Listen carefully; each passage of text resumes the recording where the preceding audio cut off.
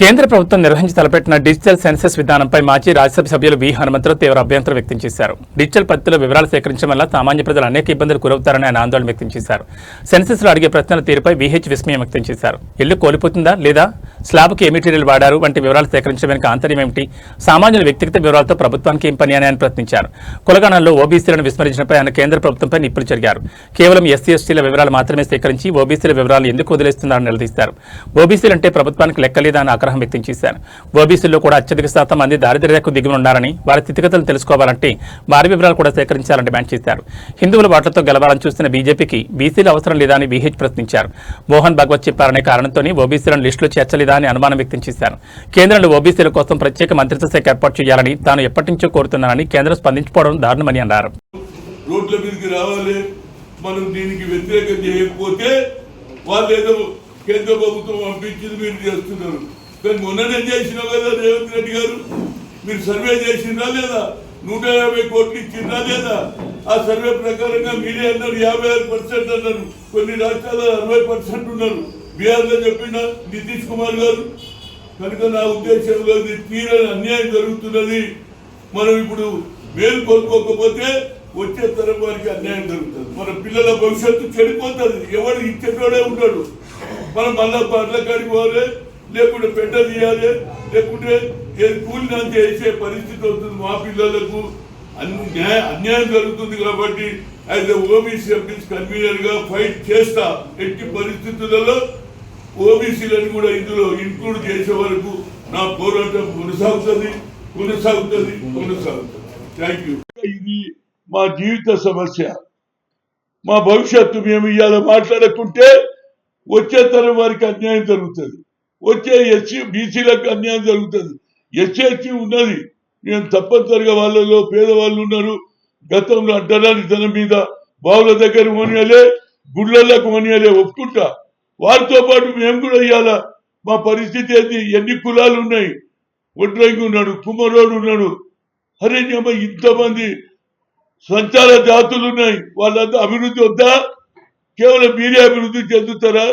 కనుక తప్పనిసరిగా ఈ రాష్ట్రంలో ఎవరు చేయని పని రేవంత్ రెడ్డి చేసిండు. కులగన్న జరిపిండు, ఆర్డినెన్స్ తీసిండు, ఢిల్లీకి పోతే కోర్టుకు పోయిండు. మీరు ఈడబ్ల్యూసీ పెడితే మేము వ్యతిరేకం చేయలే. 10% తీసుకున్నారా లేదా మీరు? మరి ఇవాళ మాకెందుకు అన్యాయం చేస్తున్నా బాబు? కేంద్ర ప్రభుత్వంకు చిత్తశుద్ధి లేదు. గతంలో నేను అడిగిన 3 సార్లు కలిసిన, ఓసారి 40, ఓసారి 60, ఓసారి 84 మంది కలిసిన. అయ్యా మా జనాభా ప్రధానంగా సెపరేట్ మినిస్టర్ అడిగిన, కులగన చెయ్యాలన్నా 1931 ఎప్పుడో అయింది. ఇవాళ నువ్వు పెట్టేదేది రిస్ట్రిక్షన్స్. నీ ఇంట్లో టీవీ ఉన్నదా, సైకిల్ ఉన్నదా, బాత్రూమ్ బాగుందా, మురికి నీళ్ళు ఎట్లకెళ్ళి పోతాయి, గోడ కట్టిందా, బిల్డింగ్ ఉందా, ఏందండి ఇది? ఇవి ఏమి? ఇది ఎవరికి ఉపయోగం? పాత ఇల్లుడైతే భయపడతాడు, నా ఇల్లు కూలిపోతుంది అంటే, నా ఇల్లు కూలగొడతారేమన్నా వాడు వాస్తవాలు కూడా చెప్పాడు. అదేవిధంగా బాత్రూమ్ చూసే పరిస్థితి ఏందిరా బాబు నీకు? బాత్రూమ్ చూస్తారంట, ఇంకోటి స్నానం గది ఉన్నదా లేదా, వారిన ఏందిరా ఇది? ఇదంతా బోకస్ కావాలని చేస్తున్నాడు నరేంద్ర మోడీ. దీనికి ప్రతి బీసీ నాయకులు, ప్రతి నాయకులు, ఇంటలెక్చువల్స్, అన్ని పార్టీలలో నేను అప్పీల్ చేస్తున్నా. చలో 2వ తేదీన రేపు జరగబోయే 2 గంటలకు సోమాజిగూడ ప్రెస్ క్లబ్ కు ఇంటలెక్చువల్స్, కుల సంఘాలు, బీసీ ఆర్గనైజేషన్, సోషల్ ఆర్గనైజేషన్ అందరు రావాలి. ఎన్నికల్లో అధిక సంఖ్యలో మా వాళ్ళు గెలిచారు. ఎందుకు గెలిచారంటే బీసీలందరూ మూకుమ్మడిగా కాంగ్రెస్ ఓటు వేశారు. అది తెలిసింది అమిత్ షాకు. అరే రాహుల్ గాంధీ బీసీ సబ్జెక్ట్ తీసుకున్నారు కాబట్టి బీసీలను పక్కకు పెట్టాలి, అది అసలు స్టోరీ. కనుక దీని మీద రేపు సోమాజిగూడ ప్రెస్ క్లబ్ లో 2 గంటల నుంచి రౌండ్ టేబుల్ కాన్ఫరెన్స్ నేను అప్పీల్ చేస్తున్నా. ఇంటలెక్చువల్లకు, బీసీ సంఘాలకు, కుల సంఘాలకు అందరూ కూడా రండి. మనం ఇప్పుడు కొట్లాడకపోతే ఇంకెన్నడూ కాదు. ఇట్లనే ప్రొలాంగ్ చేస్తారు. రేపు జరిగే డీలిమిటేషన్ లో అందుకుంటే రేవంత్ రెడ్డి అన్నాడు మాకు అన్యాయం జరుగుతుంది అంటే. ఎందుకు పెట్టలేదురా బాబు? మీకు చిత్తశుద్ధి లేదా?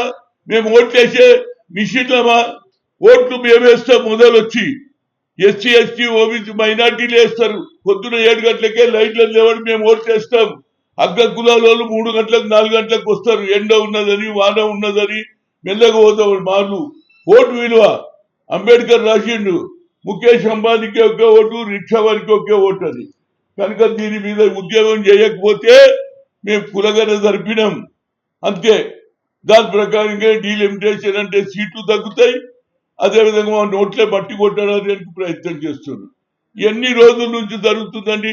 ఎక్కడ చూసినా బీసీ సంఘాల మీటింగ్, అది ఆర్ కృష్ణయ్య కావచ్చు, జాజుల శ్రీనివాస్ గౌడ్ కావచ్చు, అదేవిధంగా బీఆర్ఎస్ నాయకులు కూడా వస్తున్నారు, బీజేపీ నాయకులు కూడా వస్తున్నారు. కానీ అస్వస్థత ఎందుకు మాట్లాడతలేరు అంటున్నా.